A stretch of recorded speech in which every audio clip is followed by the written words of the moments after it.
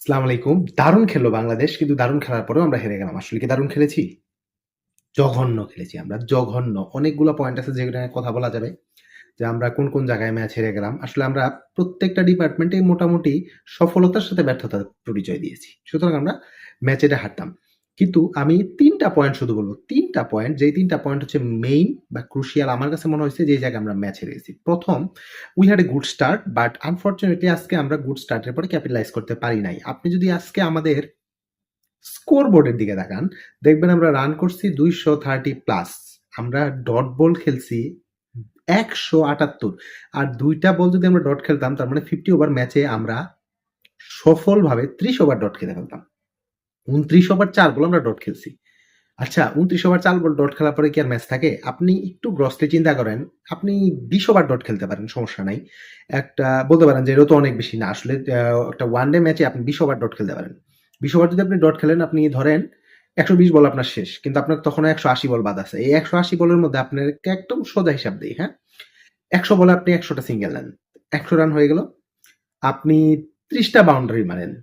তাহলে ১৩০ বল হইল। কিন্তু এই ১৩০ বলের মধ্যে আপনার রান চলে আসছে হচ্ছে ১০০ প্লাস ১২০, মানে হচ্ছে ২২০ রান অলরেডি আপনার চলে আসছে।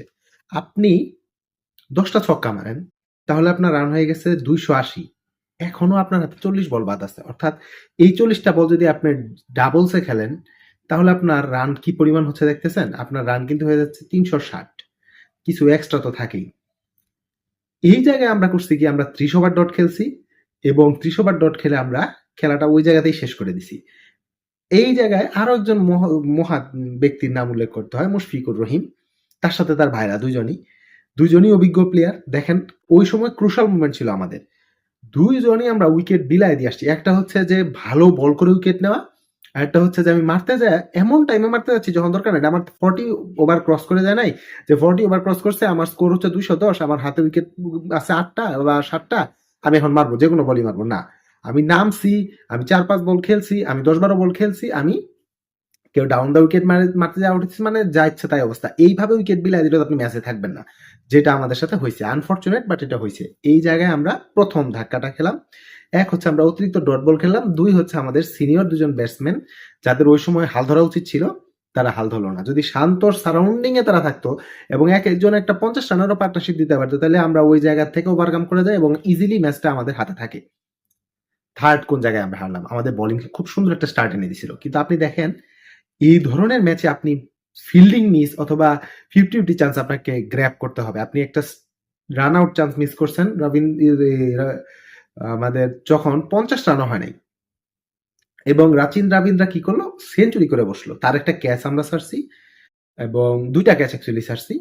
একটা খুব টাফ চান্স বলতে পারি, টাফ চান্স না, ওটাও সোজা চান্সই ছিল। আর মাহমুদুল্লাহটা তো বাদ দিলাম। তারপরে সে যে আউট হয়েছে এবং শুরুতেই তার যখন দলীয় স্কোর 50 রানে, তখন একটা রান আউট চান্স আপনি মিস করছেন।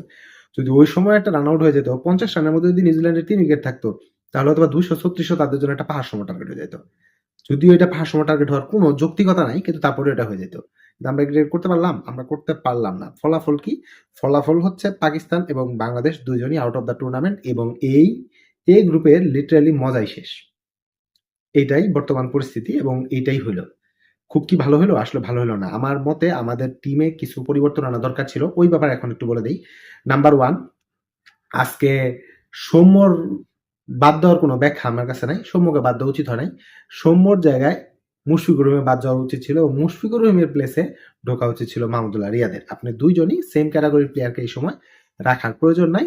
উইকেট কিপিং কেউ করবে? উইকেট কিপিং জাকির আলী অনেক আছে। আরেকটা আমাদের ল্যাপস হয়েছে, আমরা ইমনকে নিয়ে গেছি, আমরা লিটনকে বাদ দিয়ে। আসলে ইমনের জায়গায় লিটনের ইনক্লুশন হলে একটা টিমের জন্য ভালো হতো। বলতে পারেন লিটন তো আগে ফর্মে ছিল না ভাই।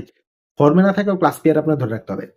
কিছু ক্লাস প্লেয়ার যারা সিনিয়র, যারা এমন রেকর্ড রাখে যে ইন্ডিয়ার সাথে সবসময় ভালো খেলে, ওই ধরনের প্লেয়ারকে আপনার রাখতে হবে, কারণ এখানে ইন্ডিয়ার সাথে টুর্নামেন্ট ছিল। এই জিনিসগুলা বুঝার ব্যাপার আছে। আমরা কি বলবো, আসলে কিছু বলার নাই। এইভাবে খেললে আসলে হয় না। যেটা আমরা করছি এইভাবে হয় না। আমাদের ড্রয়িং বোর্ডে যেতে হবে। আমাদের প্লেয়ারদের ওভার টু ওভার প্ল্যানিং থাকতে হবে। আরেকটা জিনিস যেটা বলতে চাচ্ছিলাম না, কারণ আসলে সে ওইটুকু ম্যাচুরিটি প্রাপ্তই হয় নাই, জাকির আলী অনেক। সে আজকে যে কাজটা করছে, লক্ষ্য করছেন কিনা আপনারা জানি না, সে তাসকিনকে বারবার রান নিতে মানে প্রথম বলেই সিঙ্গেল নিয়ে নেয় বা সেকেন্ড বলেই সিঙ্গেল নিয়ে তাসকিনকে বাকি বলগুলো ফেস করতে দেয়। আপনি এটা একটা বোকামি। আপনি ব্যাটসম্যান হয়ে কাজ কখনো করবেন না। আপনার তখন উচিত ছিল আফটার 44 ওভার্স অর 45 ওভার্স পরবর্তী 5 ওভারে আপনি সর্বোচ্চ সংখ্যক বল ফেস করবেন।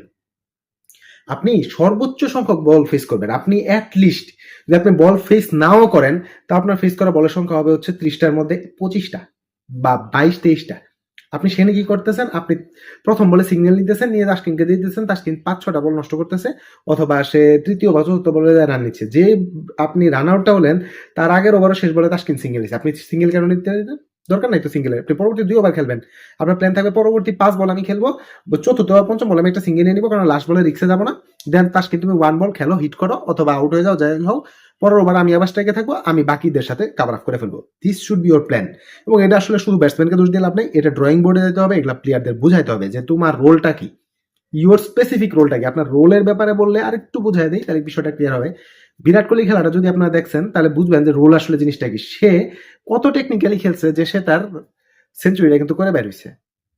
তো ওই রকম ক্যালকুলেটিভ খেলতে হবে আমাদের। আমাদের ক্যালকুলেটিভ যদি না খেলতে পারি তাহলে ওই আফগানিস্তানের মতো ব্লান্ডার হবে। মনে আছে আফগানিস্তানের ব্লান্ডার, যে তারা মনে করছে তারা বাদ পড়ে গেছে, এই জন্য তারা খেলা ছেড়ে দিছে, কিন্তু ওই সময় যদি তারা 4 বছর মেরে যেত তারা কিন্তু তারা চলে যায়।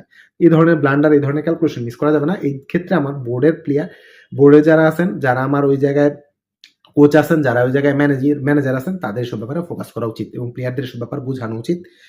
আর সাকিবের ইনক্লুশন আসলে দরকার ছিল, এটা শুধু আমি না, পুরা ক্রিকেট বিশ্বই বলতেছে। এটা নিয়ে বেশি কিছু বলার নাই। Hope for the best. 2027 বিশ্বকাপ আমরা ভালো খেলবো এই আশাই করি। ধন্যবাদ সবাইকে।